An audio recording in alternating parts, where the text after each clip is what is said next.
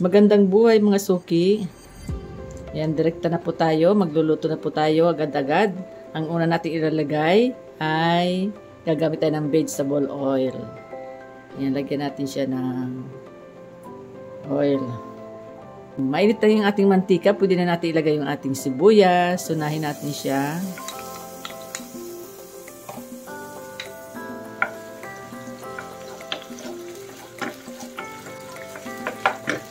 Ilagay na rin natin ang bawang.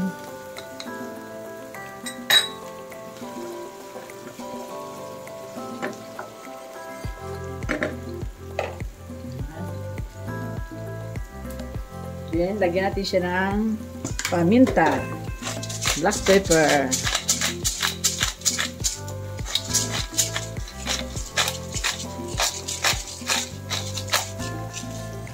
Then, haluin lang natin. Ayan, pwede na natin ilagay yung ating chicken. Ayan.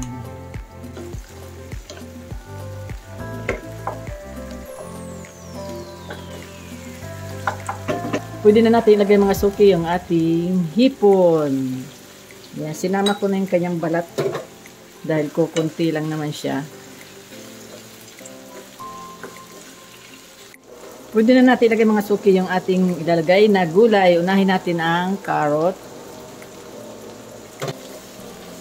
Yan, isunod na natin ang sayote.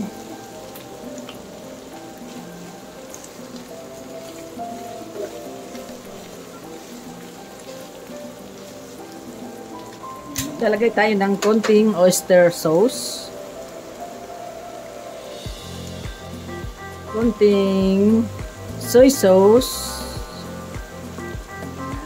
And maglalagay din tayo ng patis. Ayan, konti lang din.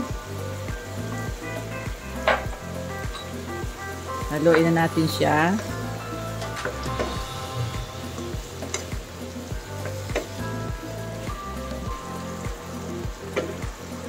Ayan, maglalagay na tayo ng tubig.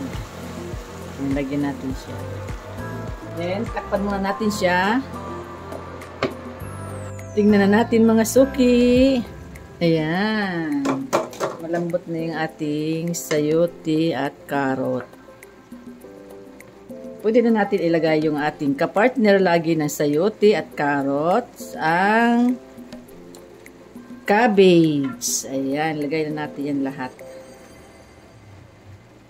Ayan, takpan ulit natin. Tingnan na natin mga suki. Ayan, medyo na pumupos na yung ating cabbage. Ayan, pwede natin siyang haluin. Ayan. Ang ating masarap na ulam ngayon. Ito yung ating nakita sa ating rep. Kaya ito ang aking naisip na lutuin.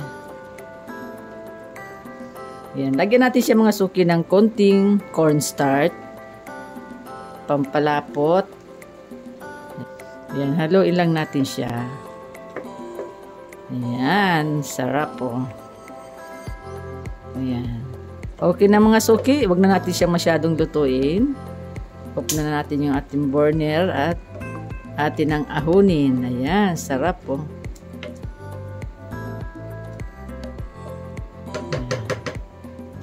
Ayan, ito na siya mga suki. Pwede na natin siyang ahunin. Ayan na. Oh. Ayan, sarap po. Ayan. Perfect na ang ating ulam. Ito na mga suki ang aking vlog for today. Ayan, napakasarap at napakadali lang po siyang lutuin. Maraming salamat po sa lahat ng mga nanood. God bless po. Bye-bye. Ingat po kayo. Kainan na po tayo.